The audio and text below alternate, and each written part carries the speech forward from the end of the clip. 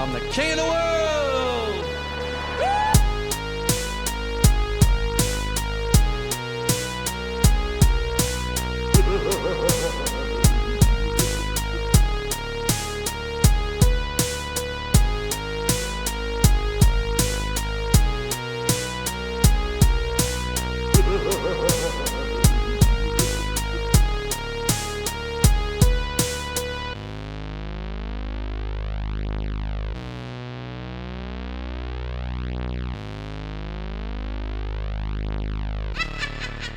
Hey there, friends and family.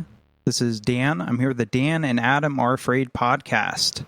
It is November 30th, 2025. It is Sunday. It is episode 77. I'm joined here by my joyous and my co-host Adam. How you doing, bub? Hey, ho, ho, ho, everybody. How's it going? It's He's merry. I'm merry, and I have a bowl full of jelly that I'm eating. I think that's how it goes, right? Oh, we are low energy. Joey, how are you doing? I am medium energy at the moment. Doing okay. I need you guys to do lines of Coke before the show. I did a Coke Zero before the show and a cup of coffee. Nice. Little Coke Zero. I like a Coke Zero more than a Diet Coke. Yeah, I think I heard somewhere that pretty much Coke Zero was just invented so men would drink it because there's not an affinity for diet drinks. You know, that's too feminine. A disdain, maybe. That's fun. Well, don't you remember? That's funny. Remember, what was it called? Dr. Pepper. What are they called? It was like Dr. Pepper 10. Like yeah, 10 bold calories. 10 bold calories for bold men. Yeah, that's for bold men who want diabetes. I don't know. I guess it didn't have diabetes, right? It doesn't have sugar. Yeah, it'd be if you had diabetes, but you still want to be a real man. I do not drink soda as much. I drink just as much suger, but yeah, sugary sodas are. I don't like carbonation. I'm much loaded anymore. down with soda right now because, like, I hosted Thanksgiving recently, and can you bring the sodas? Well, we were like, oh, people are gonna need some drinks, so we bought a bunch of Walmart brand soda, and Dr. Thunder rocks, dude. Dr. Thunder is my shit. Yeah, and nobody had any. Like nowadays, everyone just brings their own little water flask, and they're like, "I got my drink right here." Yeah, it's what start the fight. Yeah, if someone brings up aspartame, like, "Hey, you idiot, go read the study." Coke Zero is the best ever. Joey's like, "I'm finishing the fight, Halo 3 style." It's hard to make that switch from like Coke products to like the generic products because I did used to buy the Big K version of Coke Zero Diet, and like when you're drinking it, it's fine, but when you make that switch, you're like, oh man. I am lesser. Yeah. Now I'm rich. I can afford these buy two, get three free at Kroger. Get my 5 packs. I don't know, man. Aren't soda, like when I used to buy soda in the big packs of cans, it was like $8 for like a brand name. What is it now? Like $13? Here for a 24 pack, it's something like 14 or 15, I think. But Kroger always has these weird sales. Holy fucking shit, dude! So, like I say, you'll get 12 packs and they do mix and match. So, like any Coke or Pepsi products, you can mix and match. You pay two. They're usually $11 a piece for the 12 packs. So you pay $22 for 12 packs of your own mix and match. That's when I buy them, when they have them like that. Yeah, you have to do like some kind of. I didn't realize how bad it's gotten. That's crazy. Yeah, I mean, the last 2 years, since COVID, I've hit those coupons at the right time. Oh, toilet paper, you get $10 off buy two. All right, we're stocking up like it's COVID all over again. COVID. So long ago. It's Christmas, folks. It's almost Christmas. It's Christmas time. I mean, it's not in our timeline Christmas time yet. Is it as after Thanksgiving? Is that Christmas time? Yeah, I think so. Like you could reasonably put up your decorations after Thanksgiving. I know a lot of people do it before now, but I mean, a lot of people I know put it up like getting them to wait till after Halloween. For some of the people in my family is an effort. I think anytime after Halloween is fine, because I do enjoy having stuff up. Though this year I haven't put much Christmas stuff up, and I got my little tree out with pre-lit LED lights yesterday, and half the strand is fucking dead. So Are they gross? Are they gross lights, or do you get the cool ones that are like recommended by Technology Connections? No, I did not get the Technology Connections approved lighting. They are just the basic bitch Walmart version that are attached pretty strong to the tree. So the fact that it made it to is this year 4 of it? Maybe year 4 or 3. It's probably good. I'll go buy another $30 tree or something maybe. Or maybe I'll just put another string on it, or maybe I won't do a damn thing. Bah humbug. This isn't first year with the cats in a tree though, right? No, and I had considered, like, they didn't really fuck with it too much. Louis this would be his 3rd Christmas. He would be a little curious, but the little table I put it on, there's not a big landing spot for him. So he, like, usually won't jump on stuff without ample room. Whereas Annie, if there's, like, a space enough for Bic lighter, she's going to try to jump on it. And I thought about just getting a real tree and letting them have at it and record that shit, but... Yeah, nice. I don't know. It would be pretty fun. It would be pretty fun, but I just don't know if I come home after a long day or a bad day and there's been water on the hardwood for like 6 hours, that's going to be a different story of if it's fun or not, Yeah, tree's crazy. I don't know. I haven't gotten one. I haven't had a tree since I was a kid. Last time I put ornaments on a tree was like 2012, 2013, maybe. Wow, Dan, you fucking bah humbug, motherfucker. Yeah, I like Christmas time, and that's why I bring this up. I don't think we necessarily celebrated holiday season last year. I think we really just did the George Burns movie, and that was it. But this year, we're taking the whole month to cover some Christmas and holiday-related movies. Of course, we're gonna have our George Burns movie, obligatory. By the way, Spaghetti is not on the Ernest episode. Can you fucking believe that? Everyone shames Spaghetti for not being on the Ernest episode. Shame. I mean, the world could implode if you had him and then me, because Ernest is a Kentucky guy. So, we've got to rep that shit hard. Yeah, it's just crazy. He loves this shit. He said he's busy. He's busy, but he's going to try to make it next week for our special George Burns feature. Spoilers. So, maybe we'll get some Spaghetti next week. Our friend Brian's a big Ernest fan too, I think. Yeah, but Brian won't come on the podcast. I don't understand why. He's always like, I'm busy doing 8 things and replacing real household items, like utilities. And I'm like, dude, I don't know, man. That guy won't even like hang out with me, and he lives like 30 minutes away. I've hung out with him twice. The guy is like more of a shut-in than I am. All right, it's holiday season. Are there any holiday movies you guys watch every year? I'm not really. But, contrary to my joyous and bubbly personality, I don't really have holiday movies I watch. I should, because like growing up, like this movie we watched, I would watch it during the holiday season. I don't know. I feel pretty bah humbug myself. Hey, shit. I want what you want, brother. I want what you want, brother. Want what you want, brother.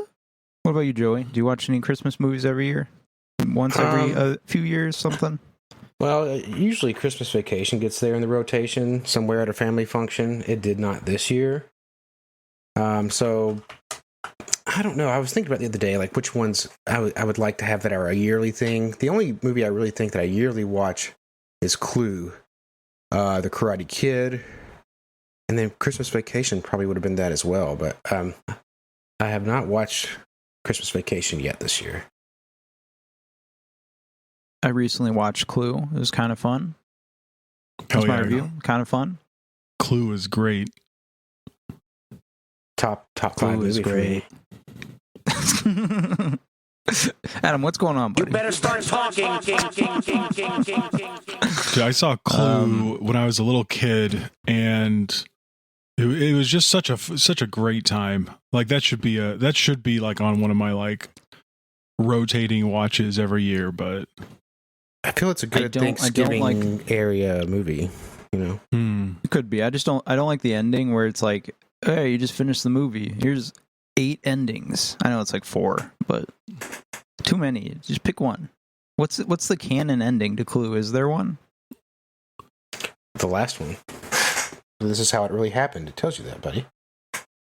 I don't fucking remember. I watched this shit like 1 a.m. What happened? I'm gonna go home and sleep with my wife. Yeah, everybody was involved. Oh, that one. Okay, that's funny. Dun, dun, That was probably the best one. dun.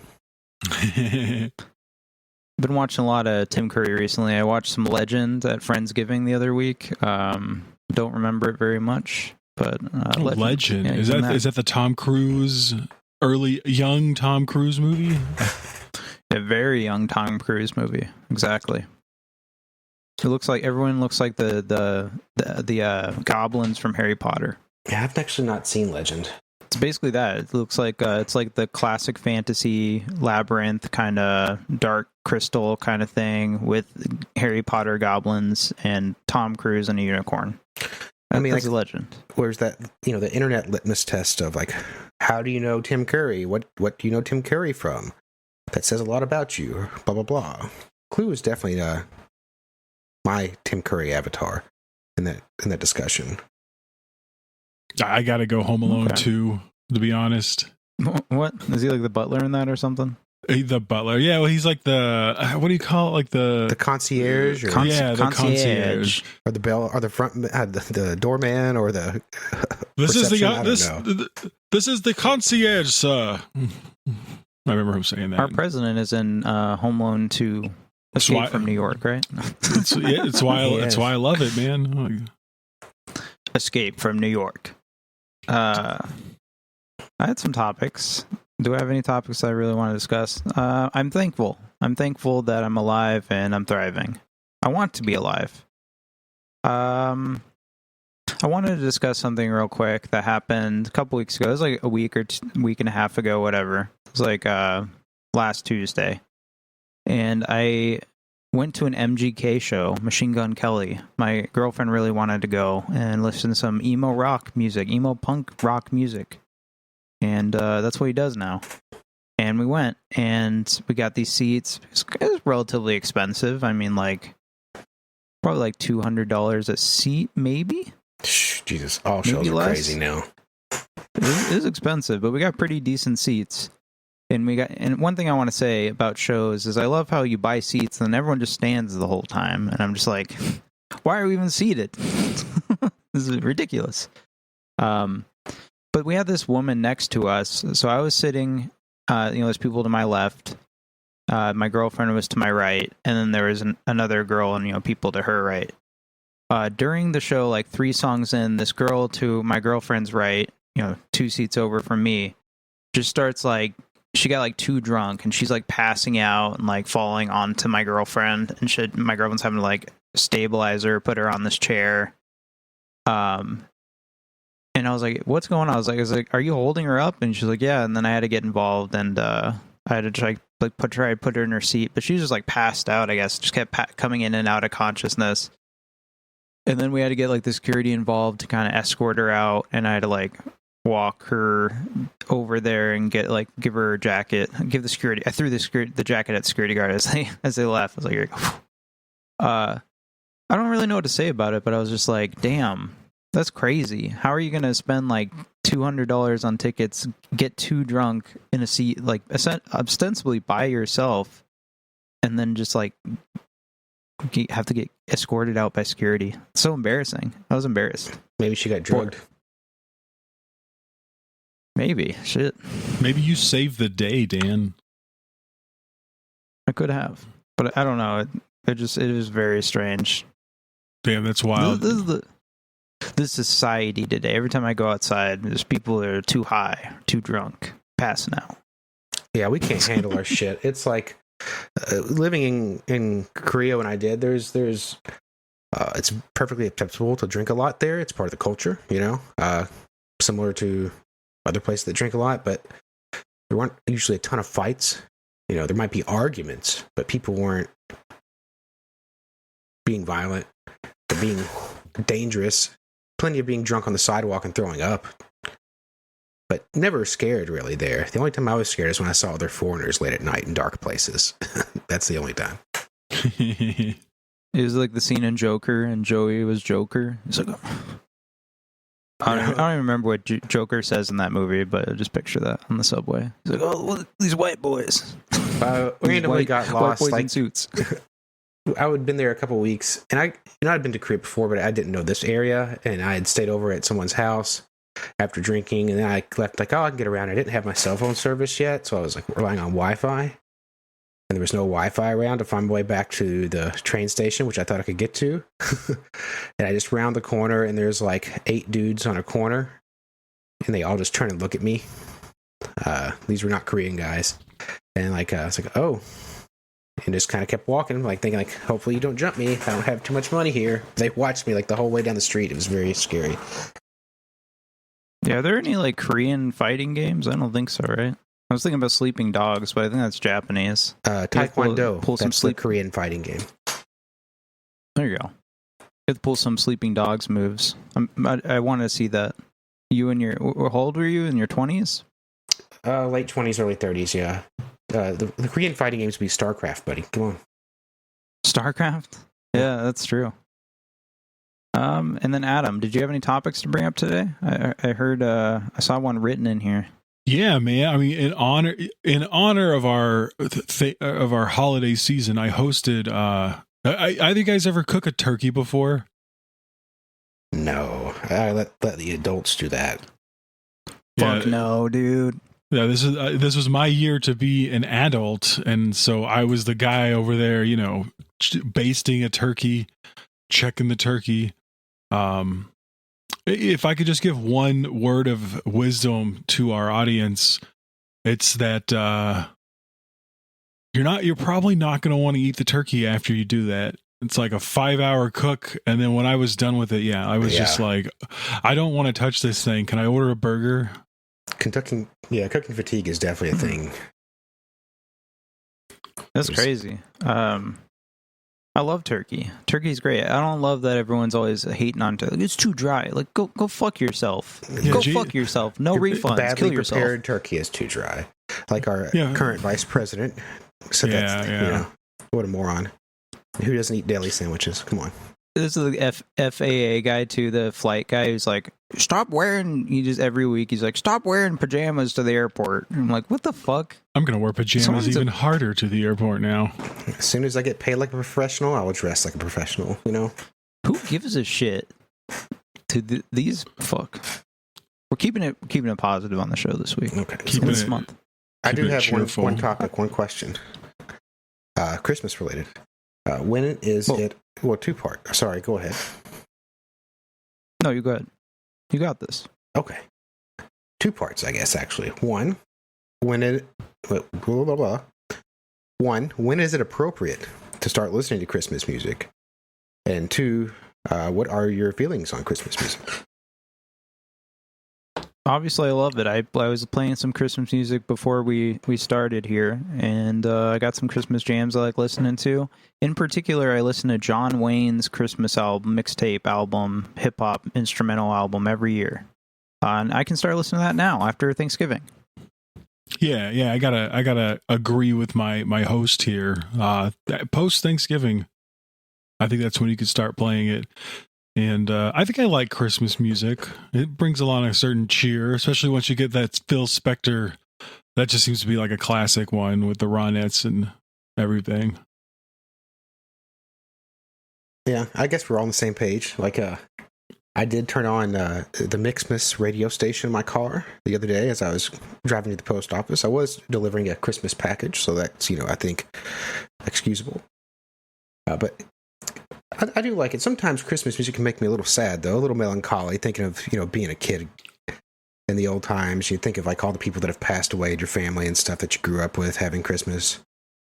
So it's good and bad, but I think I don't know. I used to really be, like, just annoyed by it, but I get into the spirit now. Let's get older. Might as well. This is my favorite season. It's cold. I'm not miserable. Oh, it's Usually cold. have some money around this time. It's cold in Arizona this time of year. Okay. Yeah, dude. It is. Hey, it's like 60 over here, it's like dude. That's 60 cold to us. degrees outside. I have to wear a It's- jacket. Currently freezing here, and we're going to get snow tomorrow, possibly a few inches. Fantastic. Ice. Love it. Yeah, you can still wear no sleeves though. I don't know how this no sleeves are gonna work with the upcoming winter. Do you put on a jacket? Yeah. I'm Sick. not just rocking no sleeves outside in the middle. I mean, you can, like, in the mornings, yeah, it's chilly, but then by the time the sun comes out, it's just like, it's like a nice, it's like a California summer day. See, I like I this. love a California summer day. This time of the year, 'cause it's usually transition time with jackets. You know, I like having a jacket game. You know, I don't know how strong it is. We have some, cloth hoodie jackets. We got a nice little satin Kentucky sports looking jacket, Letterman type jacket thing, like an old school 80s dude. Love the satin jacket.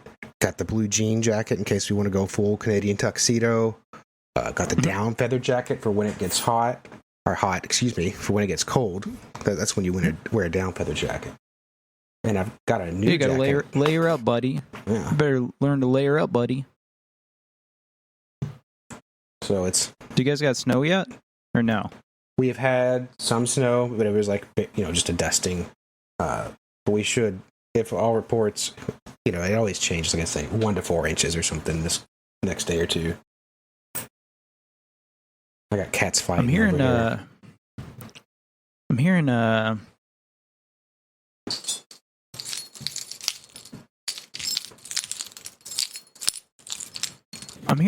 this movie's pick. I'm hearing this week's pick.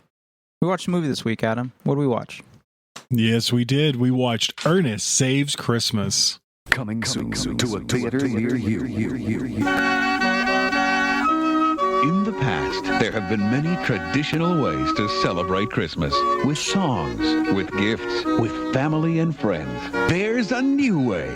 Ho, ho, ho, Vern. With Ernest. Ernest P. Worrell. He's back. Know what I mean? Back to save Santa. Santa's in the slammer. Look at those beady, twinkling eyes. Back to save Christmas. Back to save face. You're dead meat. That's life for you. Isn't she a doll? Ernest P. Worrell. Mr. Funtime. In the mission they said couldn't be done. On Comet, on Cupid, on Donder. In the movie they said shouldn't be done. Dopey, Grumpy, Blister. You guys say you have a problem with reindeer? Trim the tree. Light the candles. Deck the halls. And hit the deck. 'Cause Ernest P. Worrell's coming to town. I'm gonna die! And he's coming With colorful cards and festively wrapped packages.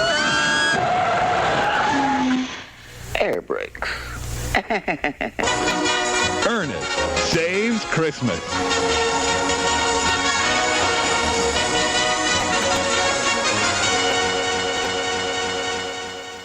Ernest Saves Christmas. It's a 1988 American Christmas comedy film. This is directed by John Cherry, a screenplay by B. Klein and Ed Turner. It, of course, stars Jim Varney with Oliver Clark, Noel Parker, and Douglas Seal.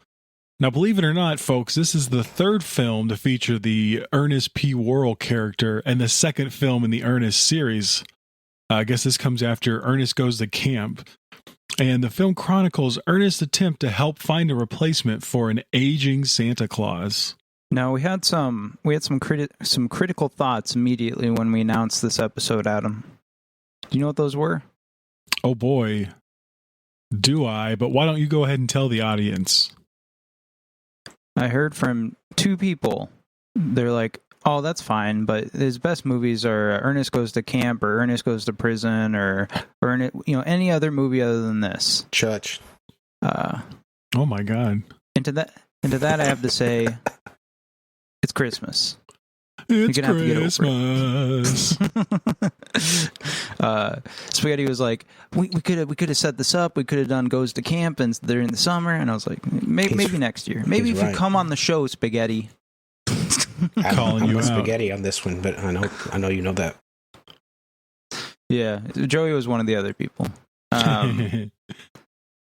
But yeah, Ernest Saves Christmas. I'll say this is my first exposure to Ernest. P-Whirl, is that it? P-Whirl? Yeah. My first exposure. My entire life, I've heard of him. He's been around. He's been a presence. He's been a monolith. He's been a mechanism, an arm of the state my entire life. But I've never watched a movie with him. So, it's the first time. Joey, what about you? You've seen all the Ernest movies? Well, I haven't seen all the Ernest movies. I mean, there's quite a few direct-to-video ones. I have seen the big four, which, of course, is Goes to Camp, Saves Christmas, Scared Stupid, and Goes to Jail. All four of those are, I think, worth watching. I don't know the other ones are. I don't know. I'd be down to watch them sometime. I don't know how well they'll age. Ernest in general, I don't know how well age because it's it is a product of the time. But growing up as a kid in Kentucky, I definitely knew about him. He was from Lexington, Kentucky, so he's one of ours. But he got his start with commercials more so. Cardin and Cherry, which John Cherry was part of, is an advertising agency, and they're the ones who kind of came up with the character and put him in the role. And there were commercials all around. I don't remember a ton of these commercials. I do remember some of them popping up, but that was such a young age because the TV show, Hey, It's Ernest, or whatever it's called, Hey, Vern, It's Ernest, had one season, like 1988, and I definitely remember watching that on TV. He was kind of like... That was 83. Know what I mean? Hey, Vern, it's my family album. That was right. One of the first Ernest things. That's crazy. That was... Well, yeah, that's a different thing, though. The Ernest TV show was 1988. Really? Hey, Vern, It's Ernest. Yeah. Hey, Vern, It's Ernest. 1988. Just one season on CBS. And it was like sketch comedy type thing, or sketches, not sketch comedy, but sketches. Kind of like the scene in the movie here we'll see when he goes to Vern's house. It was a lot of shit like that. And those were kind of tie-overs from the commercials. You should go and definitely watch some of these commercials if you hadn't. They actually put out a whole DVD of the commercials. I guess like he would do for like car dealerships and like, I don't know, milk products, whatever. He even did a Coca-Cola thing, which like the Coca-Cola Santa and the verse thing where they're showing all the Santas, kind of a neat little tie-in there. But he was like in a similar vein to Pee Wee Herman. Obviously, he wasn't as famous as Pee Wee Herman or had as big of a cultural impact. But in the South, he probably had more of a pull just because these commercials were mostly filmed in Nashville. So you had a lot of them come in Georgia and Texas and Tennessee. I think his first ever commercial was actually in Kentucky for like a car dealership or something like that. I was reading. I don't remember exactly, but they're pretty funny. I think they're just as good when it gets to be him. So I'll have some commentary about the movie as we go through it and how earnest it is. And how earnest it is. Yeah. Adam, have you seen all the Ernest movies? I was looking at all of them here, and I think I haven't seen all of them like Ernest Goes to Jail for sure is like just written into my DNA. My grandma loved Ernest. It's like the perfect balance of, there's kind of gross humor, but it's not too gross, but it's because it's very wholesome. I would call these very wholesome films. But they are kind of grotesque. I agree. I had that thought multiple times. I even was like searching like Ernest gross Reddit because I was like, does anyone like notice how grotesque this is? Yeah, like especially like any close up on his face, and like he starts, it just tends to, he's gonna like ew, yeah. Even the sheriff, not the sheriff. You want to call him sheriff because he's a big fat guy, but the airport handlers, the baggage handler guys. Oh, you talk about the Chuck? One guy is like yeah, I guess he's a recurring character, but he's like moving like a toothpick around in his mouth, and you see him go with it all the whole time, and it gets real close up on his face every time he does the like the eyes moving back and forth thing. That happens multiple times. I don't know. It's kind of interesting. Yeah. Sorry. And then somebody plays the snake handling. I forget his name, but he's so grimy there. Well, yeah, they pour the snakes in the back of the truck, and there's like full of water, and you're like, oh, there's probably gross gray water. Yeah. But you love this shit. You live this shit, Adam? You watch this shit with your family, with your brothers growing up? I mean, yeah, it was... I gotta remember, my grandmother was very religious, so as long as she could get something on, you know, she loved anything that was not about sex, not about violence per se, and Ernest is just like right up there. I mean, even like we were saying, like the gross out joke, they're only gross. They're not, what's the word I'm looking for? It's not like offensive. It's just like, ew, but that's like pretty, it's pretty like edgy. That's what I'll put it. This is like my grandma being edgy, throwing on an Ernest movie.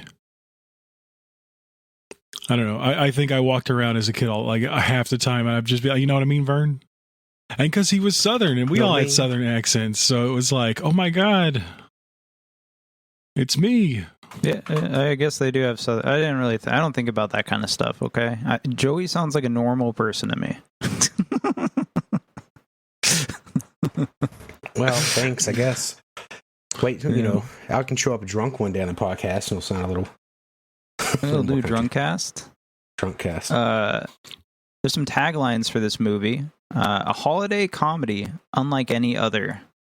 He's back, and this time, Ernest Saves Christmas. This was directed by John Cherry. He directed most, if not all, of the Ernest movies, starting with a comedic anthology titled Know What I Mean, Hey Vern, It's My Family Album from 1983. I think it goes further back, obviously the character, but it kind of ends with Ernest in the Army in 1998. This is shortly before Jim Varney's passing from lung cancer in February of 2000. Varney's worsening health had prevented further Ernest features from being made at that point. According to IMDb, he thought Ernest Saves Christmas was the finest of his Ernest movies. His final feature was something called Pirates of the Plane from 1999. An independent family adventure film about pirates, or about a pirate that is sent to the future. It starred Tim Curry. Cherry passed away from complications of Parkinson's disease on May 8, 2022, at the age of 73. So we get a little bit of detailed description there for John Cherry. I feel like he's an important element of these movies if we're talking about Ernest. Well, yeah, he's like the... he's like the Martin Scorsese, and Ernest is like the DiCaprio, right? Or the De Niro, yeah, that's I guess. True. That's totally true. The writers don't have hyperlinks, so that forces me to go on Letterboxd, which is fun. We got Bosco Klein, or B. Klein. This is his only written feature, so there you go. And then we got Ed Turner, the other writer, and he had done something called Winners Take All from 1987. Fast bikes, fast women. So these are not people who did much. So this is like their one big movie, Ernest Saves Christmas. I want to point out the cinematographer, and I want to hand this to Joey. The cinematographer is Peter Stein. Can you take a guess at what Peter Stein did the cinematography for without looking it up? Just take a guess. Home Alone? I don't know. Friday the 13th, Part 2. Oh, okay. Chud. Pet Sematary. And Ernest Goes to Jail. He also did a Wes Craven made-for-TV supernatural thriller film called Night Visions in 1990. But the big one there is Friday the 13th, Part 2. That's one of my favorite slashers of all time. I'm also a fan of that. I have 2 up.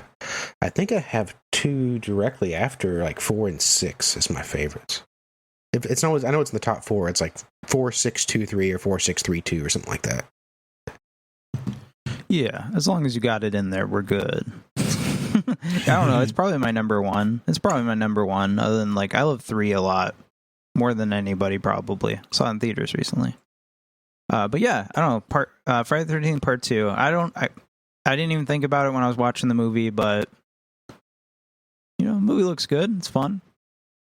There's This some really was nice edited shots, by- like downtown Orlando when they're driving and stuff at the end. I'm like, hey, I like I remember this from the 80s when they did this stuff, when you actually saw cities, like, at night, and everything didn't look just like New York. Yeah, everything wasn't just shot in a studio. They actually had people go out and shoot like B-roll and stuff. What were we saying? Oh yeah, it was edited by Ian Thomas. Good job, Ian Thomas. You don't even come up under crew, so I don't know what to say about you. You don't have a hyperlink. But judging by the writers, you can maybe assume he didn't do much either. Music by Mark Snow. I didn't look into this at all, but Mark Snow did some music for The X-Files, Mhm. Smallville, Blue Bloods, One Tree Hill, The Revival in 2002, Twilight Zone, and Starsky and Hutch. And don't forget Dolly Dearest. Dolly Deer. Oh, really? I didn't go Yes. through the actual credits. That's fun. That's a Vinegar Syndrome title. Pee-wee's Playhouse, 4 episodes. Which is funny because we're recording this after Thanksgiving, and I didn't even look at Vinegar Syndrome until I thought about it this morning. Yeah. They just put out, like, Troll 2 was the big one. It's fine. It's over. Yeah, we're done. I'm not paying.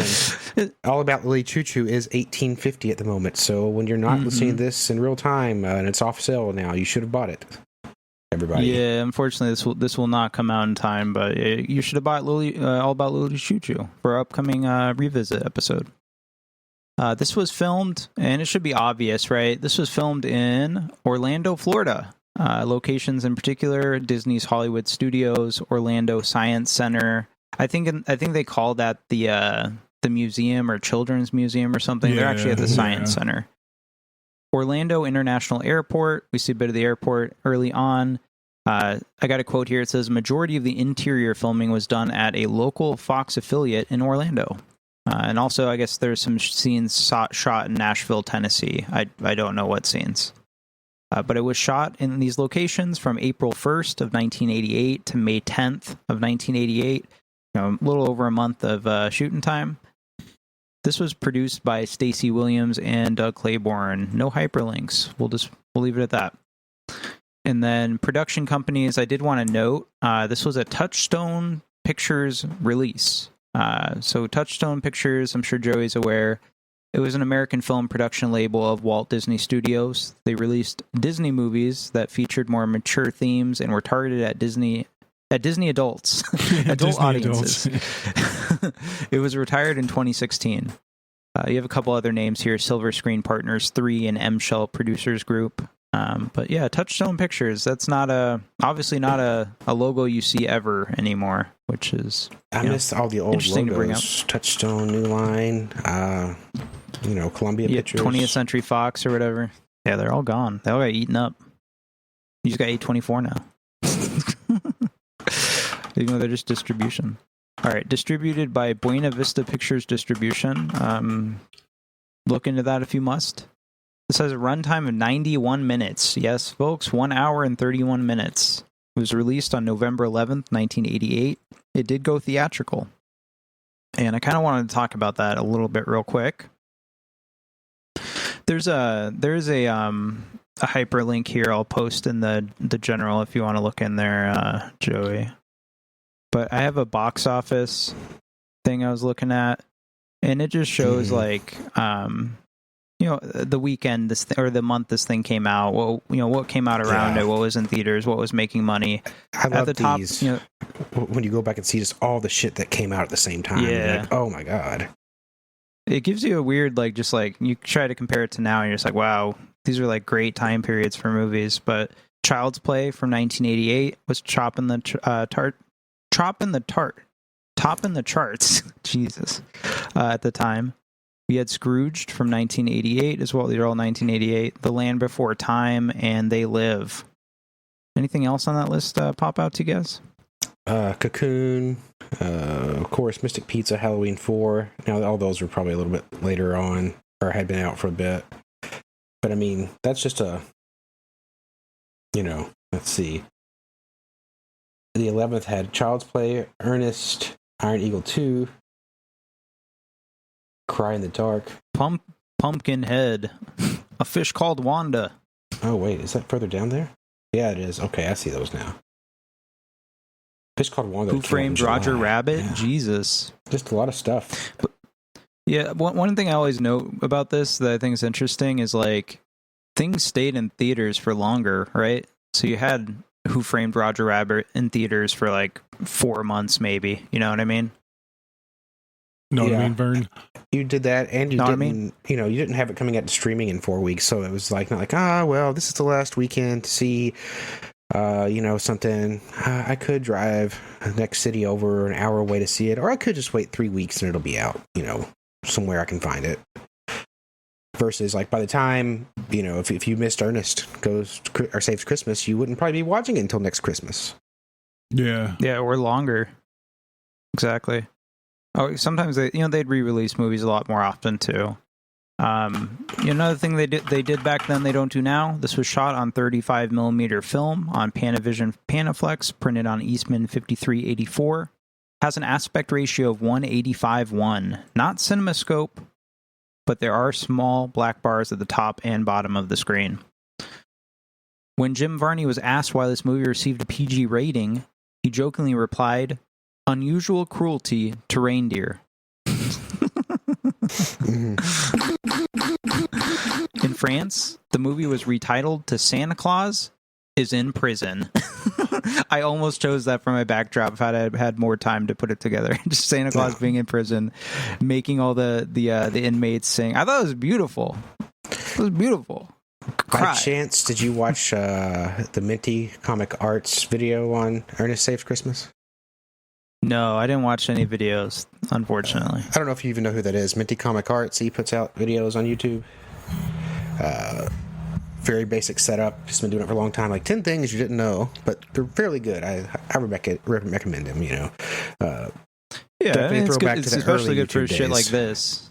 Well, yeah, he talked Yeah. about the reindeer. Like, so they brought them in from Canada, and like it's too hot in Orlando, so like they started to like I guess I don't know if you call it molt the antlers off or whatever else. Oh, So yeah, like they had to yeah. like do a bunch of stuff to make it look like reindeer, and they had to eventually reshoot in Nashville. That's what the Nashville scenes were for, I think, or that's what he said on the video. So I thought that was, I think Jim Varney was being truthful. Oh, man, yeah. This is going to seem like a crazy question, but I just had to type it in. Are reindeer real? Yes, they Yes, are. reindeer are real. They are only successfully semi-domesticated. That's crazy. They just can't fly. And they don't have red noses. What? Okay. Been lied to my whole life. News for the audience. Reindeer exist, and they had trouble on set. It was a little cheap. I wish I could have seen the reindeer fly around the little luggage area instead of just appearing on the ceiling. Whoosh. Yeah. Whoa! I only got 5 weeks. We don't have that much time to get those reindeer working That's that shot pretty hard. quick. I wonder, do we have some? Do we have any box office numbers? I didn't look at that. Did you look at that, Adam? On your I thing see. that you posted. Let's see, they got a budget of $6.5 million. Looks like, and yeah, they made $28.2 million. So success. Very good return. hell yeah. Especially if you, that's box office. That probably doesn't take into account like VHS sales, which I have to imagine were even a bigger portion. Yeah, I don't know. Talking about like as you did, like kind of filming on 35 and stuff like that, and I don't have the vernacular or acumen to really like talk about why just film and stuff looks better to me anyway. Like movies from the 80s and early 90s, especially the way they look, the lighting, I guess, and the way they're filmed just look a lot better today than today. I don't know why that it really is. Maybe you can say something, Dan. I don't know. Well, you can watch a video on YouTube. Like, it has to do with the cameras and the lights. But, I mean, it's a whole lot of stuff. It's not just one aspect. It's, everything changed. But, yeah, this movie looks great. It looks like a fucking movie. Movies today look like commercial red spice, Old Spice commercials. You know, or they look like MasterCard commercials. Everything looks like that streaming sheen, and everything is just lit to hell. Check out these very white or mauve walls. Aren't they awesome? Or if it's like a dark scene. I was watching It Chapter 2 the other night with my girlfriend. I was like, why is this so fucking dark? Why is everyone in the pitch black darkness? I just watched the original It, which was shot on film and made in all the ways we would talk about this movie. And guess what? When people are indoors, you can see what's going on. You can see, because it's a movie. You're supposed to be able to see what's going on. But today, we focus on this realism thing. And this movie's not about realism. Adam, let's get into the plot. Yeah, let's do this plot thing. And but before we get into the plot, do we recommend? Joey, do you recommend this movie? I do. It's going to be hard for some people to like. I think. I mean, if you grew up with it, it's fine. If you have kids, you're probably going to like it more. That's why I'm really interested to hear what you think about it, Dan. Adam, I didn't realize that you were knew about Ernest, so I'm sure you probably have similar feelings that I do. You already discussed them, because like I had the same thing in the family. Like, he was acceptable. He could be on anyone's TV and probably not offend them. Maybe get on their nerves, but family friendly. So I definitely recommend it. I recommend the big four. Yeah. So. Hell yeah. What about you, Adam? Do you recommend this movie? I think that's a good way to put it. Yeah, like he's not going to offend anybody. He might get on your nerves. I don't remember like my parents I just feel like my parents would get annoyed with Ernest. I don't remember, but I never found it annoying, and I even found myself when we were rewatching it. Yeah, just like a nice trip down nostalgia lane, and I think. Yeah, I mean, it's the you want a movie for the holidays. I think this is perfect. It has a good holiday a good Christmas film has a good Christmas message to it, and I feel like this film checks the boxes for that certainly, without being without being too cliche. Do I want to say without being too cliche? Yes, I do. So yeah, I'm finished with you. And what's more, I'm going to make sure everyone else is. So this crack gives a big recommend. Oh yeah. I posed a question last night as I was starting to watch the movie, and I said, "Is Ernest the antidote for a troubled, cynical soul?" More tomorrow. Then you gave me a frowny face, Adam. I want you to explain that frowny face. Well, I think when you put the mirror that is Ernest up against our current times, yeah, like it's we were just in a very dour position nowadays. My thoughts on just that is I don't know, I felt good. I put it on. I texted my girlfriend. I guess I could pull up that little like in the moment text I sent. I sent a message over. I said, "I'm sitting down with Ernest Saves Christmas, and I'm kind of loving it. It's light and fluffy and warm." So that's how I feel. I don't know. It's absurd in the ways we like on this podcast. It is, very family. You could watch this with your family. I would have loved to have my 2 young nephews watch this and discuss with us. I recommend it. I do. I believe I gave it a heart on Letterboxd. If not, I will make sure to rectify that. But I did like it, and I look forward to watching more Ernest P. Worrell movies on the podcast. And with that, what's up, Chuck fuckers? We say the F word on this podcast. We might even say the S word. You want to talk about the plot? Dude, I want to talk about this plot. And one thing I like about this movie is that you could sum up the plot really quick. We already heard it too. Like, the plot of this movie is just Ernest has to help Santa Claus get his replacement and his reindeer, and there's a ticking clock element to this movie before 7 p.m. before Christmas. Yeah, I'm playing Dead Rising right now, Dead Rising Deluxe Remaster, which has a ticking clock element to that game, notably. It's very much like Dead Rising. You have to get some stuff to Santa by 7 p.m. Christmas Eve. Nice. And so, yeah, this movie starts with we got the opening credits, just very classic images of Santa Claus. It reminds me of like the Coca-Cola ads, just your red suited, white bearded Santa Claus, hand drawn. Yeah, vintage like 1950s nostalgia bait kind of stuff. We talked today a lot about 1980s nostalgia, but in the 80s, I think there was an emphasis on 50s nostalgia. Yeah. Yeah, and this movie opens up with an airplane. We have Santa Claus landing in Orlando, and we get a little funny line from him because he's like, I usually fly in here once a year. And if you notice, all the kids at the airport, they just instinctually know who this man is. Yeah, they start smiling at him like, "Ooh, can I sit on your lap?" And I think it's my 21st century cynical eyes immediately was just ran to the most predictable place of like, man, this guy's got to be careful. All these kids smiling at him. Yeah, I heard he might be on the Epstein list. Yeah. And then, like, my wife pointed out while we were watching it, she's like, I think that's you. I don't think the movie's trying to be like, I was like, yeah, no, it's definitely me. Like, I don't know. There's one part later where they introduce, we haven't gone through the cast list, but they introduce the little girl, and she's doing like a joke bit back and forth with Ernest, and he's all like, has his hair slicked back. Oh, I felt a little weird about that scene.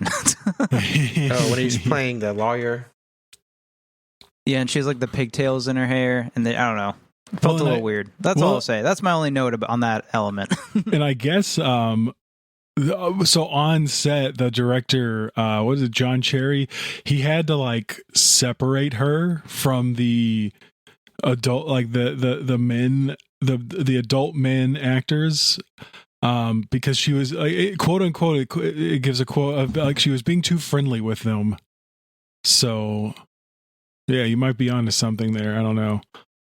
But yeah, Santa's interacting with like an older businessman who just assumes Santa is a fellow businessman. And we get a nice bit there where, I mean, Santa's just literally saying like, I got to check my list twice, like it's all over this list. And the guy's like, oh yeah, sounds like a supply issue. He's like, I barely remember who's naughty or who's been nice. He's like, yeah, he's like, it sounds like he's like data issue. It's like some ridiculous shit. And then he really wants, the one thing he wants for Christmas is a white Christmas. He wants snow. Yeah, snow in Orlando. And Santa. Does this happen often? When's the last time it snowed in Orlando?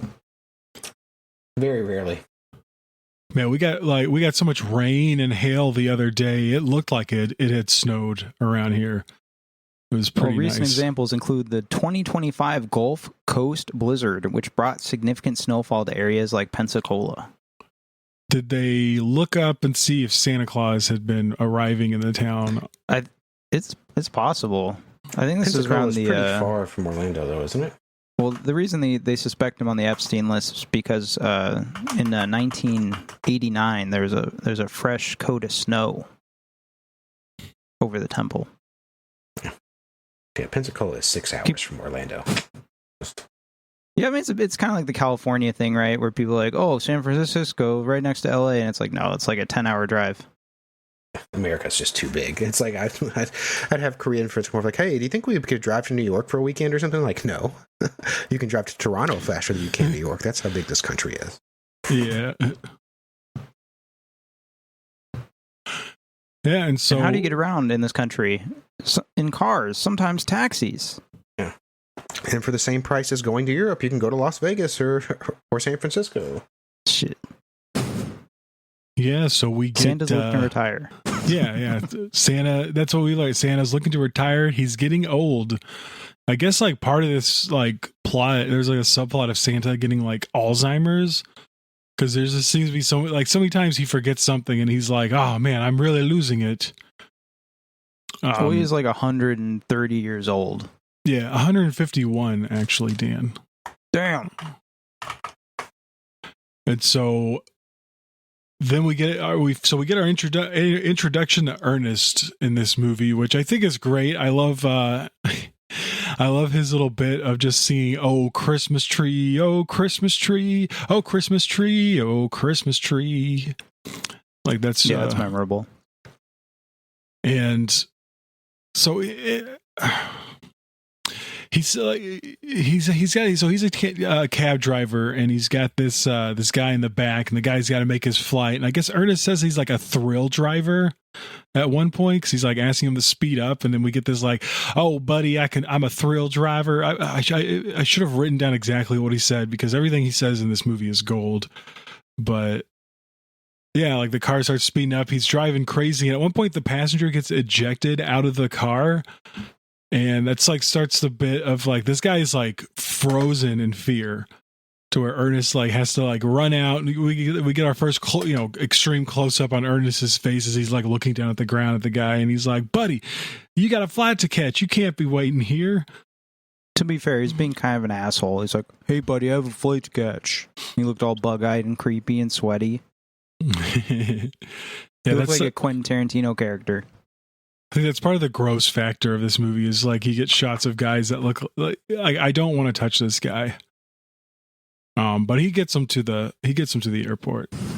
I love when he gets to the airport and he's like, this was one of those things us independents have to do, take it the extra mile. He like throws him into the luggage compartment. Yeah, like Jim Varney like rips his luggage as he's pulling it out of the bag, so he's just like tossing luggage after him as he goes into the the baggage claim. Yeah. It's like, you're gonna need your jacket. Ernest has great physicality. Yeah, this is like what slapstick is what you would call this. I was trying to think of like the term with the guy like doing his eyes back and forth and all these wacky sound. I'm like, yeah, slapstick. Whatever happened to slapstick? We don't get slapstick movies anymore. No. I think there's some in that new Naked Gun, right? I watched like 20 minutes of it. Slapstick of it. I like the new Naked Gun. It's not as good as the originals, but I think it was refreshing to have a movie like that, in that vein. I thought it was surprisingly close for like. I would say I was surprised it was as close as it was as well, but I'm just saying it's not as good. That's all. No big deal. Yeah, how are you going to beat Airplane? You ain't going to beat Airplane. Santa's at immigration.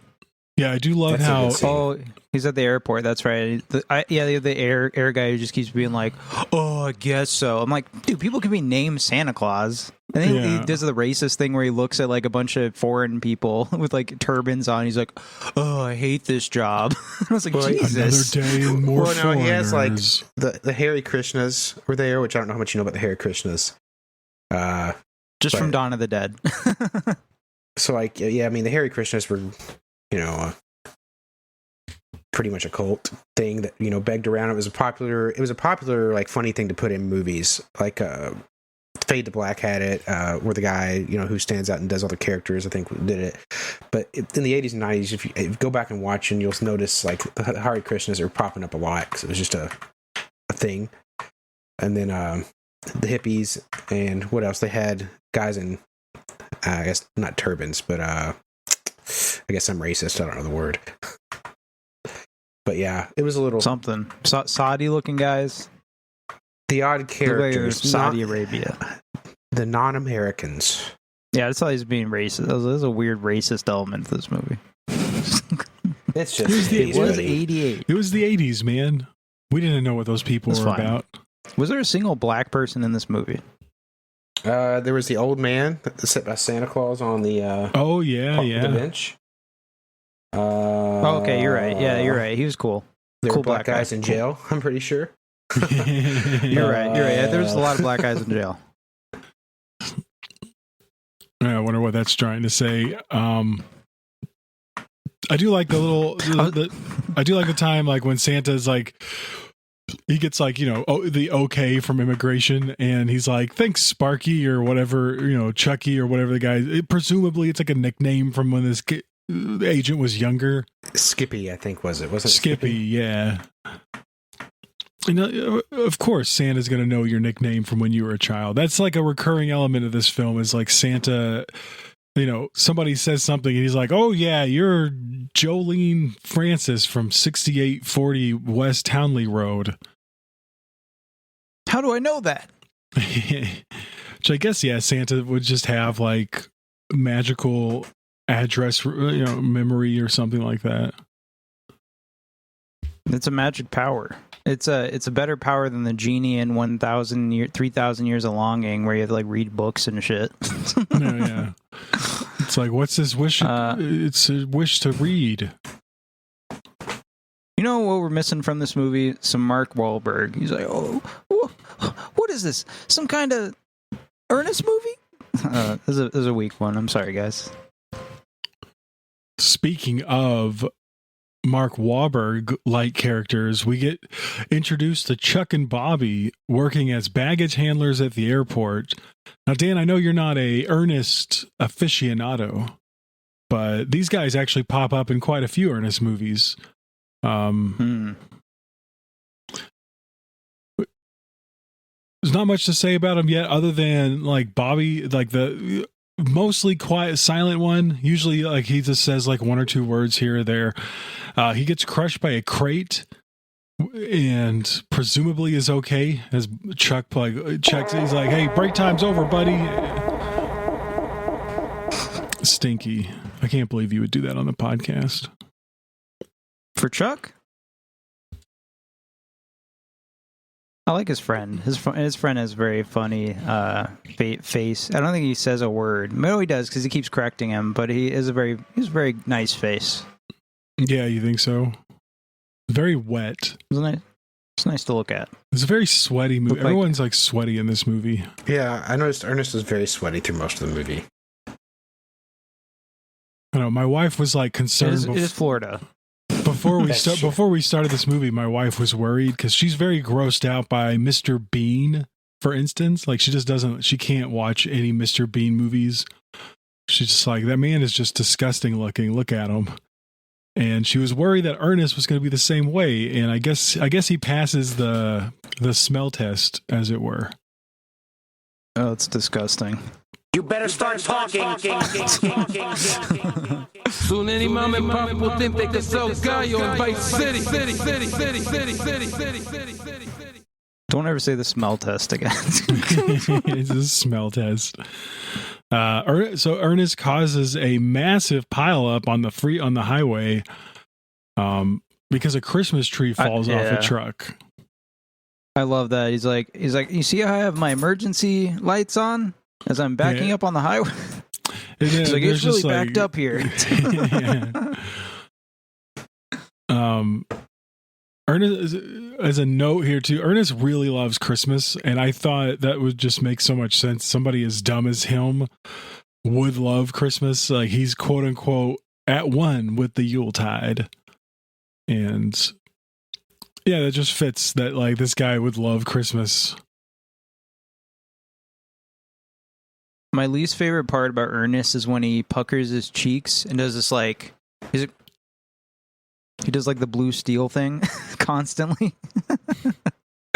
He'll say some shit and they'll be like, yeah, that's part of the Ernest. Yeah, that's part of the Ernest flavor, man. And in the middle of the plot, yeah, we should point out, like, there are just so many close-ups on Ernest's face. And like, that's, I don't know if that must be like part of the commercials, I imagine. Yeah, I was going to say it's a holdover from the commercials, because like you should really just pull. I'll maybe try to find one when you are talking about something here and pull it up for us to watch together real quick. But like the whole script in general, I think, whereas there were two writers, because it was initially not an Ernest movie, and then Ernest got shoehorned into it, and I feel like they rewrote certain parts to be very much about Ernest, and other parts were like, well, just fucking do something here that Ernest would do, you know. I'd like to know more about that. I do like his Jim Varney's nephew has released a book, The Importance of Being Earnest, which is like a little bio on him. I have that on my holiday wish list. I wish I had had it before so I could have read it for this, but maybe I'll be able to reference that when we do camp or something more scared stupid. And I think that shows throughout the movie. I think there are definitely parts where it's like this original script's lingering around, and they don't really know where Ernest should be in it, and he just is doing certain things. Like, here, just do your bits.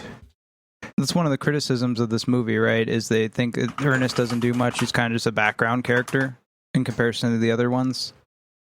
I think that's pretty accurate. So, yeah, if you go back and watch all these commercials, though, like he's like face is like the center of it. Like, we'll get to it. Like when we talk about the scene later where he's like pulling the wire out of the wall, that's like straight out of like commercial advertising.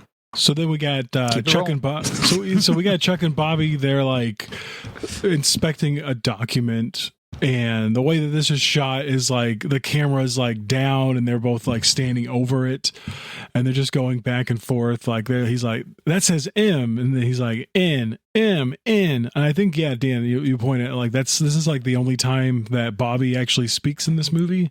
Mm-hmm. I love Bobby because they're in a few other movies too, and they're funny. They have their spot. They're the bank security guards, and Ernest goes to jail. I sure hope the eye moving, darting back and forth thing isn't a thing in all of the movies, but Why? What's your problem, Dan? I mean, haven't you tried to go do that in the mirror and see how hard it is? That's talent, buddy. It's too silly. It takes it too. It's like when you watch a trauma movie and you're like, oh, this is too trauma. Yeah, that's for the children. Silly. It's for the children. That part wasn't for you. It's okay. I am a 31-year-old man. So yeah, Ernest picks up Santa, and that's when we get like the little. He's like, "That's why I'm here." Santa's looking for a replacement. I think maybe this is the point where he's like Joe Carruthers, and it's like a children's TV host. He's very big on like teaching kids manners and to be polite and to say yes and thank you, or thank you and sir. I don't know. There's like a what do you call that? A little phrase that they associate with him. But a girl, yeah. So this is when we meet our third main character, Harmony. There's this like a young girl who's clearly trying to run out on a check at a restaurant, and then she, a little back and forth with the waiter there. It's kind of funny, and she runs and like jumps into Ernest's cab and is like, "Go, go, Mister, go!" Both feet on the accelerator. Yeah, dining and dashing. I was thinking about dining and dashing recently, and I was like, damn, I should do that. Noelle Parker plays Harmony. It should be noted, Noelle is another word for Christmas, and apparently she was born on Christmas. And she does not have play this role. She doesn't have a hyperlink either. No. Fuck no, dude. She wasn't much else. I looked her up. Trust me, bro. She played the version of, Clerks, the movie. They had made it a small TV show for us a little bit afterwards. And she played Veronica in the TV show. Okay. Which Veronica in the movie was the 37 blowjobs or whatever it was. Dante's girlfriend, I guess. I didn't look that far. One girlfriend, anyway. So I haven't seen Clerks. Oh, that should definitely be one in the future. Yeah, I agree. I've seen Clerks 2. That's it. I remember the trailers for that. Like, this is a donkey. We're going to Tijuana to watch a donkey fuck. Yeah. Diminishing returns in that series for sure. And this is just another time in the movie when, like, I love like when Santa just introducing himself in this movie. Like, there's no pretext, there's no disguise. He's just like, I'm Santa Claus, and of course she's not convinced. She's never convinced, even when she's pulling fucking Dragon Balls out of his sack. Ew. Don't ever say out of his sack. Her descriptions are like, "You're nuked, bro." Dude, she's a 1980s teenager, man. That's how they talked. And like Santa has to pay this guy. Ernest is trying to make a living as a cab driver. It's a $30 cab drive in 1988. And the money he pulls out, it's what does he say? It's like, this face on this money is one Mr. Funtime. Yeah, he gets all serious. I was like, is he about to bust out like a fucking tire iron and bust his knee? Right? Like, I think the amount was like 35 something, and $35 today would be like $95. I was thinking about it. It'd be expensive. It'd be like $100 cab ride. yeah, which is why Ernest's boss is really mad. Ernest would be an Uber driver today.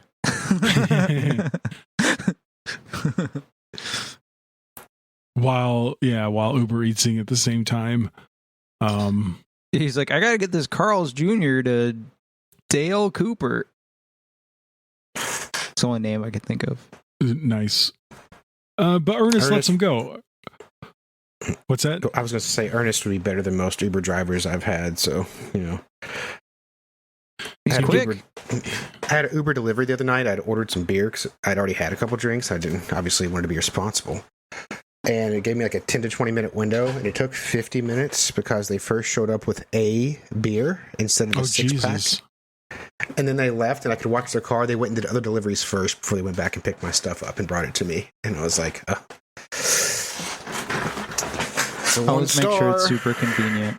Always make sure it's super convenient, like right down the street. It's only a situation. Like last night, I ordered a Jack in the Box munchie meal. It was $20. Not exactly 20, a little bit less. Oh my God. That's how expensive it is these days. Don't order on those apps. Yeah, I don't. I just drive drunk. I had a credit. That's the only reason I did. So like even after the tip, and it was like double the cost of the beer, but I only paid like $4 total after my, you know. Oh shit, yeah. After my credit. So. There you go. All right, what happens to Ernest from here? He beats the shit out of Santa? Yeah, he beats the shit out of Santa. No, he lets Santa go, and Santa goes inside him, and then we meet Joe Carruthers. He's doing little shows for sick kids, but it does sound like, you know, we have a little interaction with him and his agent, like he's got a chance to make it back into the movies. Fuck his agent. I would have killed this motherfucker if I was Santa. I would have turned this motherfucker to dust.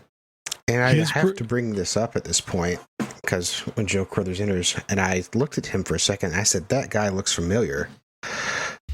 And then I looked a little harder, and I thought it looked like our own Dan is Afraid. Exhibit A and B. What? An older version. Soon any mom and pop will think they could sell Gallo in Vice City. There is a resemblance, sir.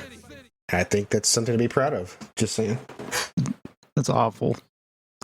You ruined my day. Hey, chill. I want what you want, brother. Santa Claus, he has I'm just very curious because he describes, like, he's like, there's a very long list, and for whatever reason, those other people are no longer available. Why? What happened to everyone else on this list? He killed them. Yeah, like it seems kind of ominous, but you know, if you don't pass the test, he fries your ass. They were not white enough. That was no. I imagine what, they weren't TV show hosts, right? You have to be a special kind of man to run a TV show for 30 years. You're not doing it for the money. Because Ernest is like, he must be loaded. Ernest is the everyman there, because like when I was growing up, I thought like you know, anybody that had anything to do with TV or media must be rich. You know, they must be rich. And now that's only true if like, you stream Fortnite. You know, so yeah, Mr. Rogers would be on Fortnite. Yeah, but I mean, if you're like, you know, you think anybody that's in a movie has money, right? But if you were like living in LA or something, you're just broke. You're not a star. Yeah, this guy's fucking broke. Yeah, most actors. I would say, yeah, the majority of actors are probably broke. So Santa tries to talk to Joe at the Children's Museum, but he's interrupted and dismissed by Joe's rude agent, Marty Brock. And this is when Santa becomes worried because he discovers his special sack is missing. Yeah, he left his sack with Ernest in his trunk because Santa's fucking going delusional. I must really be slipping. I must really be slipping. And he's like, I really love your beard. Don't change the beard. Oh my It's God. just like mine. I had to write that part down because he's like, yeah, you could shave that beard. And Santa's like, no. It's like, it's like a really big deal. Don't shave the beard. I guess And he does it anyway. It doesn't even matter because he just grows it back. Yeah, no, it's like the Santa Claus with Tim Allen. That shit just comes with the job. Yeah. Which this is pretty much the Santa Claus with Tim Allen, but earlier with Ernest. Yeah, it's not as good, but yeah. You know.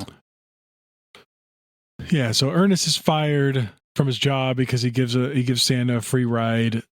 And this gives us a time for, Ernest talks about the importance of being honest.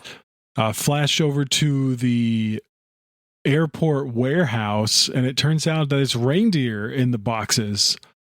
I forgot about that detail, so when it becomes clear, my wife was like, dear God. I love how they can't read elves. Like, Mr. Elms? We're looking for Helper Elms? Helper Elms? Yeah. And yeah, reindeer fucking bust out of the goddamn box. Which just seems like, real animal cruelty right there. Santa Claus gets arrested for being homeless, which I thought was... Is that why he's arrested? Well, yeah. I mean, he's homeless. He ain't got no money. He's walking around calling himself Santa Claus. He's a danger. Mr. Santos. Mr. I like that part too.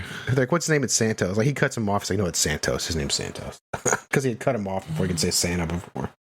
I fucking hate that assistant so much.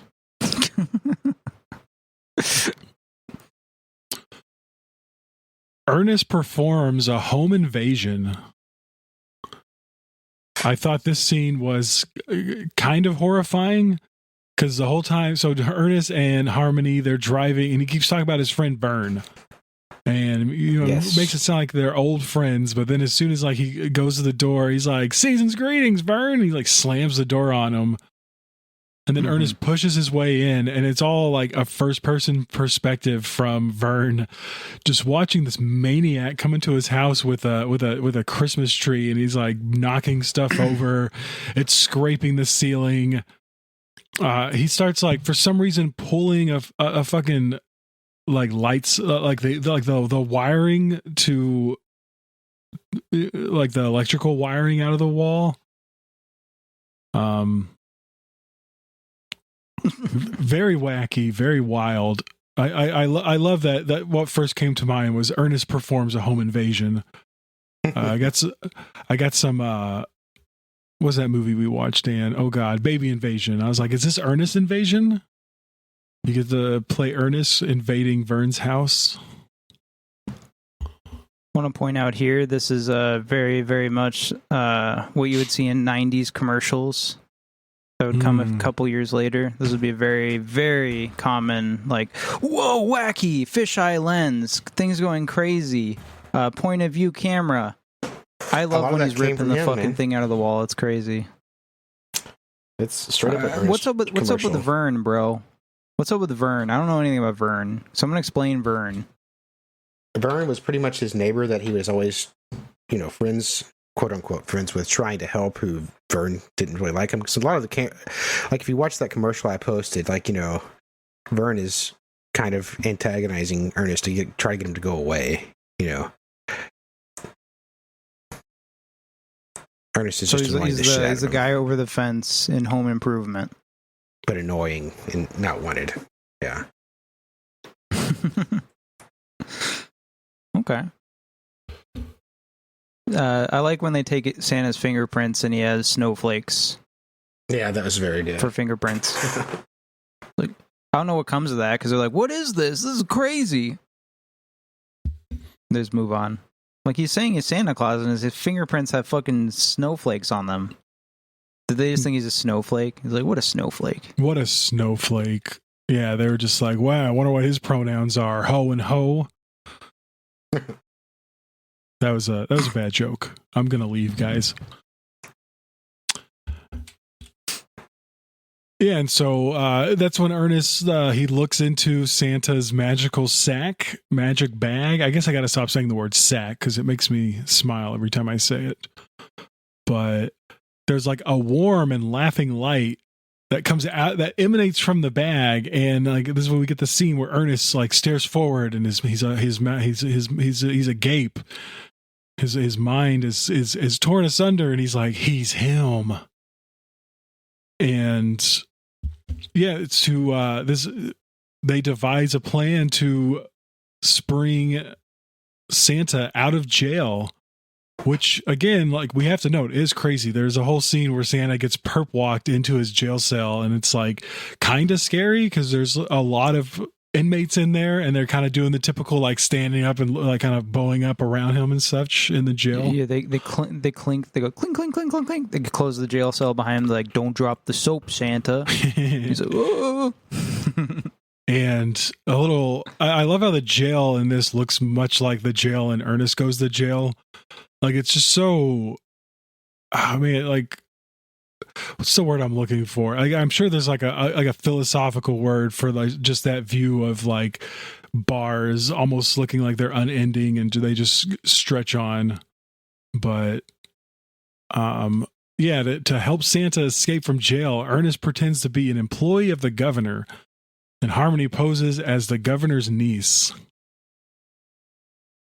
The assistant attorney or something, Astor Clement or something, that was the name.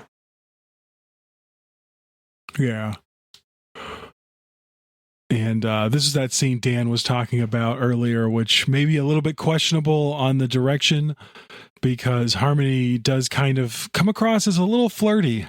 Or is that just us? Like, I don't know. Would people in 1988 have watched this and been like, oh my, that is inappropriate for this young lady? Or there's two elements. She's acting flirty, and she's older, and she's dressed like she's like 5 years younger. Yeah. I mean, it's definitely comes off as, she's definitely come off playing it sexually in a way, you know. It's weird for 2025. That's all I'll say. So there is a part where Ernest and Harmony are exploring Santa's bag. I think this happens before they like bust him out of jail. But yeah, they're pulling Dragon Balls out of his sack. I love the imagery. It's cool. It's like the Quentin Tarantino briefcase thing from Pulp Fiction. Yeah. I thought about that. And we get like a bunch of Jim Varney gags, because it's literally like the camera is just doing a back and forth from him to her, and like he pulls out little things, and he's like, you pull out this glowing orb, and then it transforms into a gift, and you get the most up close grotesque imagery of Jim Varney's face yet.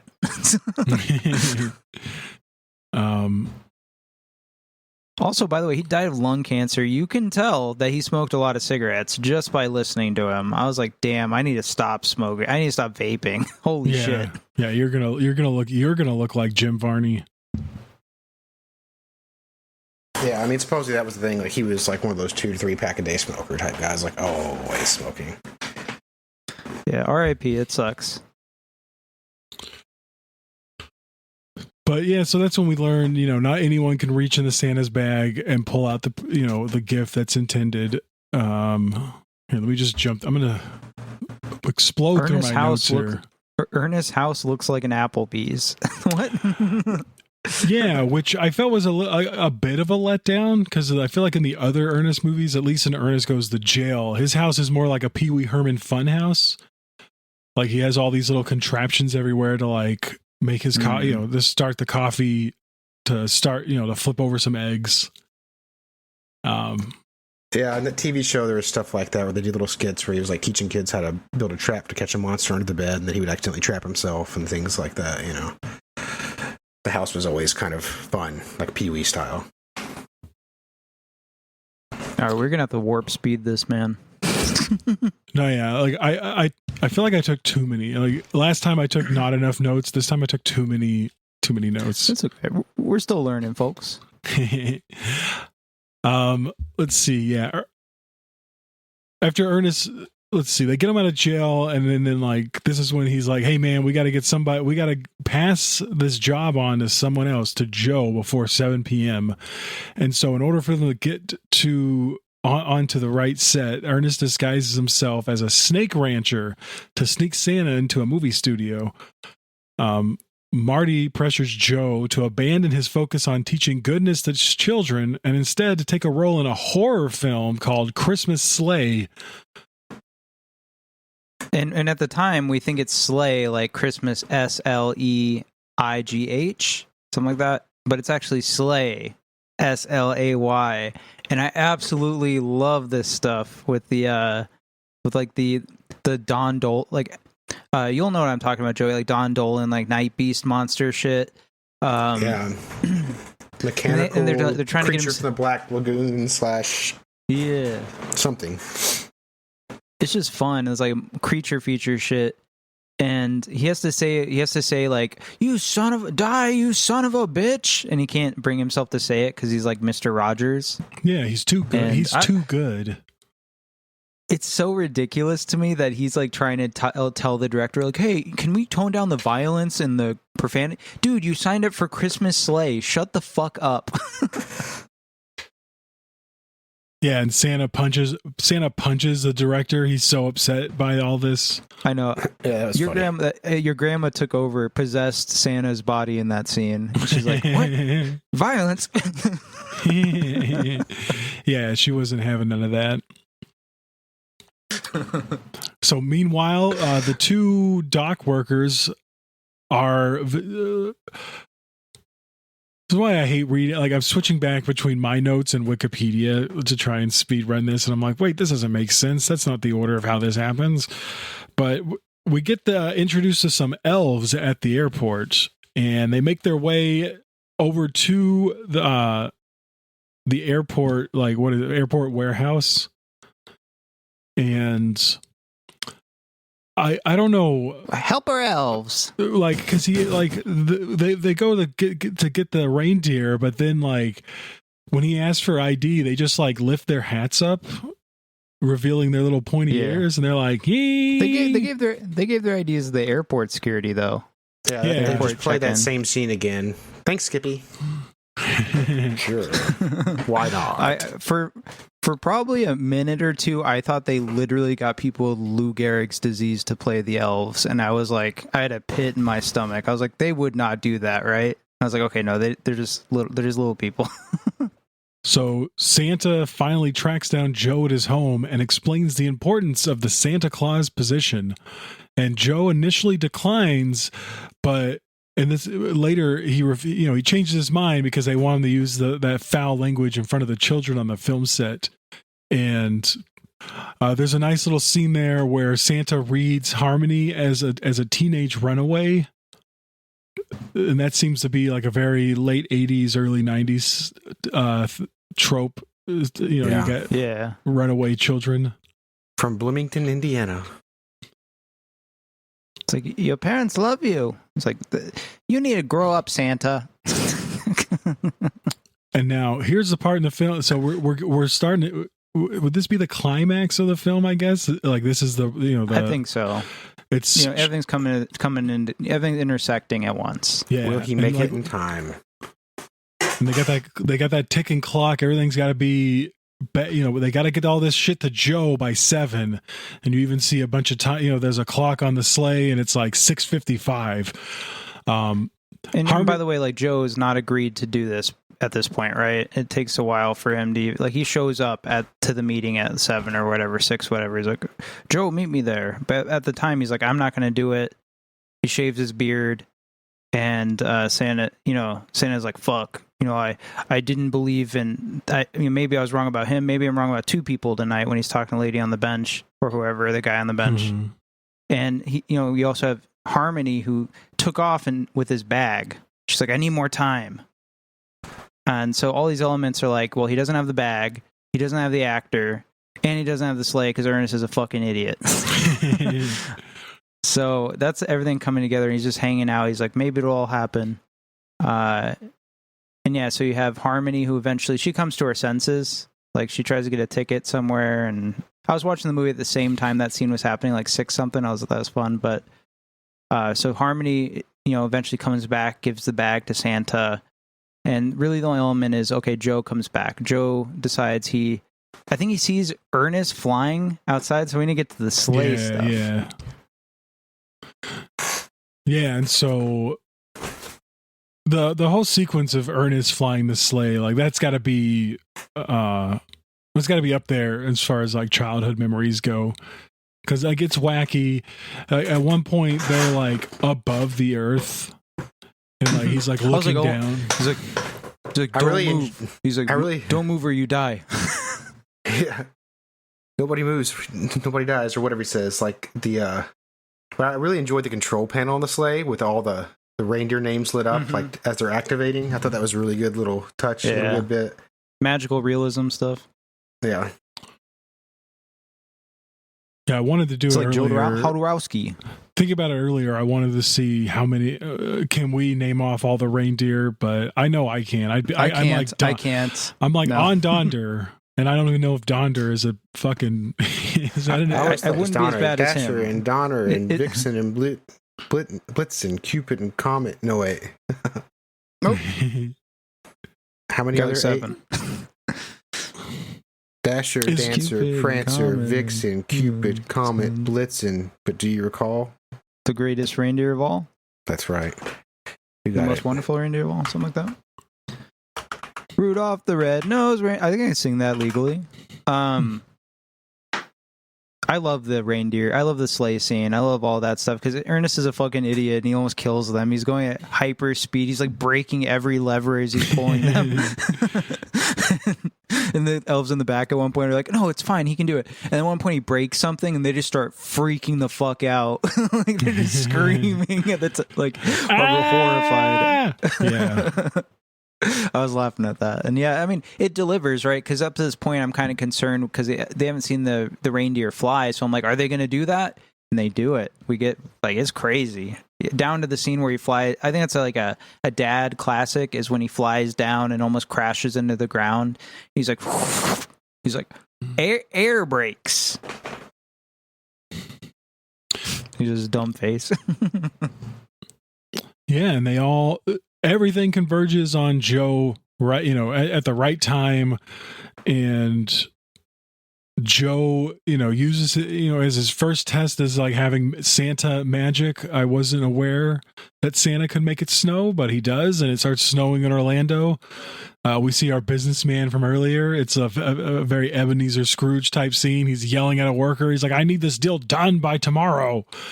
He looks outside and sees that it's snowing. He's like, hey, man, go home to your family. We'll get this deal done later. And Scrooge, shout out The Chair Company, episode 5, if you haven't seen it. Spoilers. And then essentially, like, yeah, everything turns out for the good. Like Harmony's convinced to call her mother, and there's a very touching scene where Joe is watching Ernest just walk away all sad after, handing over the reins, so to speak. And he's like, hey, Santa, is there anything in the rule book that says I can't have a driver on my first night? And of course he's like, no rule at all. Just pouring the syrup on my pancakes real quick. Sorry. Exactly. And Ernest gets up, he becomes a sleigh driver. He's like, hey, could we have an honorary elf for the night? And Harmony comes up to help. And there's even like a little, I would say like almost like a little bit of budding romance at the end of this. Cause there's been this front desk worker at the Children's Museum, I think it is. And Santa. They both don't know where they are though. They're just both out there like, I don't know where I'm going tonight. Like, I have to wonder, like, my assumption is that he's 151. Once he like drops the Santa magic, wouldn't he just like die? Well, the rules are you get to bone one time. You get to hit the back walls one more time, then you die. It's like Bo's Afraid. Yeah. And then we can't forget about the. I was gonna say we didn't talk about her, the old lady. Billy Bird is her name, but she was in Home Alone as well, and other stuff where she plays an old lady. Yeah. So I guess now is a good time to stop and kind of talk about the cast a little bit. Douglas Seal, he plays Santa Claus. He later did the voice of the Sultan in Aladdin. He's also in one of the Ferngully movies. And Jim Varney was a voice actor for a Disney movie. Wait, no, Pixar movie. Yeah, Toy Story. He was big in that. That was probably his biggest role, if you consider. Well, who is he in Toy Story? Slinky Dog. Oh, that makes sense. He totally sounds like Slinky Dog. Okay. Yeah. Wow. Oliver Clark is Joe Carruthers. So this is who you said I look like, right? Well, in the movie, yeah, I posted the pictures on the Discord there. I mean, come on. I thought you said I look like. I thought you said I look like the assistant. I was like, no. Dude, the assistant is a dumb asshole. But no, I'll take this. This guy looks nice. Yeah, I mean, I posted the picture right there. You got the mustache, you got the same brow, you got the similar nose, got kind of the similar little smile. We'll do a side-by-side comparison. Check out the Instagram. Got the big mic in front of you. I can't see that beautiful smile. The big Santa Claus smile.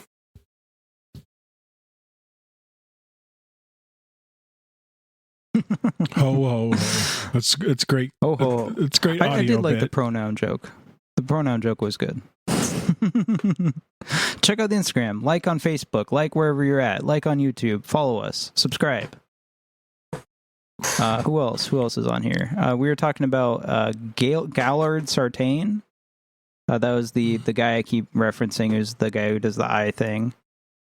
He's in The Patriot. Bill Burge is Bobby. I like Bill Burge. Good face. And then you were saying Billy Bird. She was in a lot of stuff. I wasn't aware. But yeah, I mean, it's a lot of stuff I haven't seen. She was in Home Alone as Woman in Airport. She was in Dennis the Menace. She stopped appearing in movies after 1995 and passed away in 2002. R.I.P. Billy Bird. It's a good note to end the movie on, because you don't just want to be like, Santa fucking is gonna go die now. Santa's gonna wind up in an old folks' home. At least he gets a little bit of a happy night ending. They're gonna go have some dinner. I did like the very end of this movie, by the way, where they cut back to the two baggage worker guys, and he's like, it says, what do they keep saying? It's like F Bunny or E Bunny? Honestly, for me, it was even hard to understand. We're getting that schedule going. I got scheduled too, so I'm doing multiple. But I couldn't, they're saying then, of course, the big ears pop up and you get that beautiful back and forth eye and eye motion that Dan loves. Which was a funny, weird Easter bit to Bunny. kind of ended on. I thought it was kind of a weird closing, but I guess a little last laugh for the kids, Maybe there's an Easter Bunny Ernest movie coming. I liked it. I liked the Easter Bunny. Yeah, they should have. Yeah, Ernest. What would they call that one? Ernest. I don't know. What do you do on Easter? Ernest hides the eggs. Yeah, it's the most boring movie. It's just a character study on Ernest hiding eggs all day. Ernest and the story of the stolen chocolate bunny or something. I don't know. Something. Yeah, I don't know. Let's think about that for next time. Let's come up with some good titles for the Easter Ernest movie. So usually at this point I ask a question like, what does this all mean? Why does someone make this movie? I think it's pretty obvious with this, right? It's all about family and being earnest and honest and loving Christmas, and not cursing or watching horror movies, I guess. But, there's not much to that angle. It's a children's movie made to entertain children, and I think it does that pretty well. I think a better question to ask is, what do you think? Number one, do you think they should remake and reboot Ernest with a new actor? And if they did, what would it look like? Probably not. I know there was actually a guy that they had talked about rebooting with, who was Ernest, say it was Ernest's son. I actually had saw this guy. I'm trying to find his actual name. Anyway, the guy, I found him on Twitter, and he was just doing bits, acting like he was Ernest, pretty much, and he would have been all right. I mean, he probably would have just fizzled out one or two things and been blah blah blah. He does an okay impression, but it's like, do you need another Pee Wee Herman? No, of course not. So they shouldn't. No. No. What would it look like though if they did? It'd just be exactly like Ernest. I don't know how you would do it. 'Cause, I mean, everything's so based on social media. I don't know how someone like Ernest could come across with everything else. Ernest goes 6'7". I don't know how that would work. Ernest would be an incel. Ernest would just keep going to jail in this day and age. Ernest goes to jail 2. Ernest goes to jail 3. My mom said something over the Thanksgiving holiday, and she's like, I wouldn't mind going to prison, because you get your 3 meals a day, the government sponsored plan here. I was just like, it's such an American thing to think. We have such an carceral system. Like, what is it, like 30% of our population is in jail? Ernest goes to jail 3. Join us. Yeah, Billy Crank was the guy's name. I found it, but I posted it. Oh, Crank. Yeah. You can check it out. He's got an Ernest face. We'll post him on the Instagram. On the gram. Check out the gram, Dan's Night Out. I think that brings us to the end of our show. He's good at his bit, so. I mean, we'll sample them in. Adam will go through the hard hitting work of sampling them into the show for you to listen to. What else is similar? So we've already mentioned Pee-wee. We've already mentioned quite a bit of stuff. Is there anything else that's similar? Like maybe the vibe of this movie that reminds you of anything else?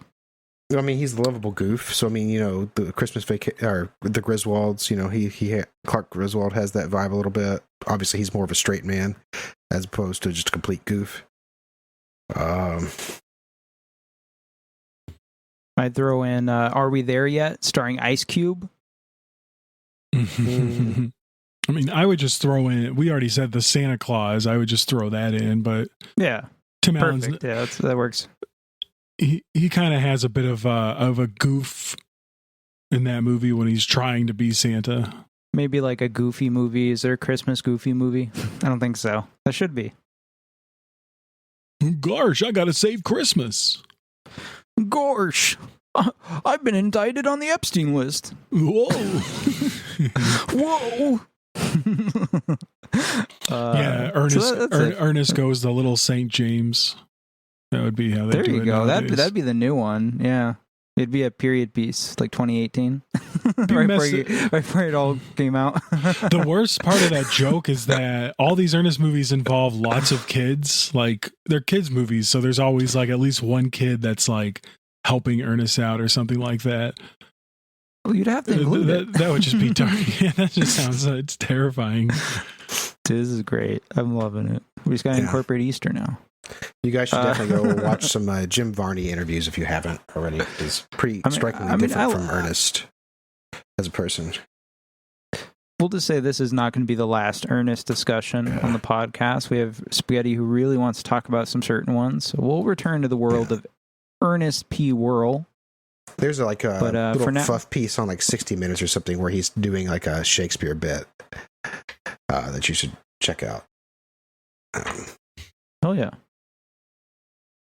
We got a super fan of Ernest on here, man. He's giving me recommendations. Shit. He's giving you recommendations, audience. Go check that out. Know what I mean? Know what I mean? Yeah, I liked it. I like this movie. I mean, we already said we recommend it. I like this movie. Check it out. It is a good way to open the month. Adam, that was an amazing choice. Sometimes I get worried, and I'm like, what is he going to pick? But this is a good one. So I appreciate it. I appreciate the thought that went into this pick. Yay. Yes, I saw it and immediately was like, yeah, well, I guess we have no choice. Gotta go there and talk about my boy Ernest. Now, next week, we are going to watch a different movie. And unfortunately, it's not necessarily Christmas related, but it is a George Burns movie in the tradition that we do. Next week, we will be watching 18 Again from 1988, another 1988 movie. This one is a fantasy comedy, film directed by Paul Flaherty, starring George Burns and Charlie Schlatter.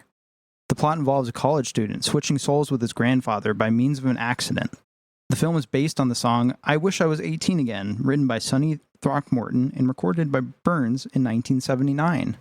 I also have that record on vinyl, so I'll be pulling some of that for the show next week. And yeah, Yeah, we're just having our George Burns extravaganza a little earlier. Usually it's kind of like a New Year's thing, but scheduling, I wanted to get spaghetti on at least one episode this month. So, yeah, we'll be doing some George Burns next week. 18 again. There is 18 again. Like, was 17 again a reboot of 18 again? We'll get into it next week. I doubt it, but that it seems awfully similar. Yeah. But yeah, I'm excited to get into it. I have to source it. We'll see. Hopefully we can find it. Hopefully we don't have to make any switches midstream here. But that's the plan, and I'm sticking to it. Do you have any... Oh, actually, no. Actually, real quick. I have to forget. I keep doing this. It's important we have guests, and Joey took time out of his football day to hang out with us. Joey, I appreciate you for coming on the show. Do you have any... Do you have anything you're looking forward to? Anything to mention? All I can say is you should play Arc Raiders. It's really fun. That's what's encompassed my life the last couple weeks, and probably will through at least the end of the year, I'd say. I'm obsessed. I don't know why I decided to share that with you, but that's all I got, buddy, because that's all I'm doing when I get off. I'm going to the gym, then I'm coming back and I'm playing Arc Raiders for like 8 hours tonight. So. Hell yeah. We want to know you, and that's a big part of Joey is he's playing Arc Raiders. Adam, do you have any words of wisdom for our beautiful guests who have been listening for almost 2 hours? Maybe our longest episode. Longest episode yet, and it's, you know what? It just makes sense that the longest episode is about Ernest P. Worrell. Holidays are coming up. We know what holiday is coming up. It's Christmas. Let's put the Christ back in Christmas, everybody. Jesus is the reason for the season. So go out there and give a couple shekels to the Salvation Army. Your local food pantry. Yeah. And have a good holiday season, everybody. Do an angel tree. Ernest would like it. Be nice to people you see out in public. It doesn't cost you anything to smile. That's our show, everyone. Have a great week.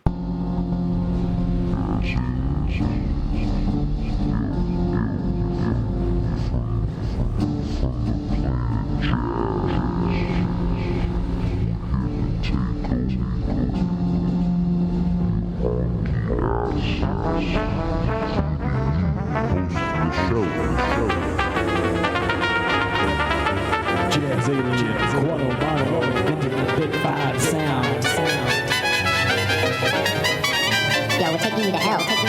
You could be in hell, bitch. White monkey.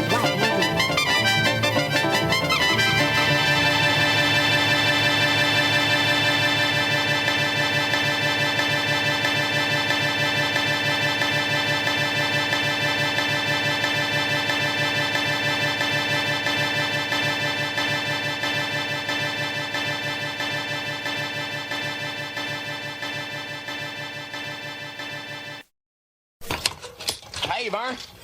It sure is hot up here, Vern. I bet you'd like a cold, smooth mellow yellow right now, wouldn't you? Yeah, I just bet you would. You know, Vern, there's nothing like a good old cold mellow yellow when you're all hot and sweaty. I think it sure beats that Mountain Dew. You know what that sound means in Russia, Vern? Empty.